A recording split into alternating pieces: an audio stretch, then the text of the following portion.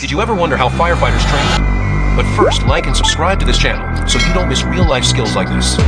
Firefighters sometimes train by standing in water-filled tanks while a controlled blaze roars just feet away. The water keeps their lower bodies cool as they handle powerful hoses, communicate clearly, and move as one team under intense heat.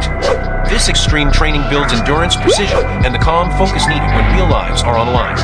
Would you dare to stand this close to flames? Drop your answer in the comments below.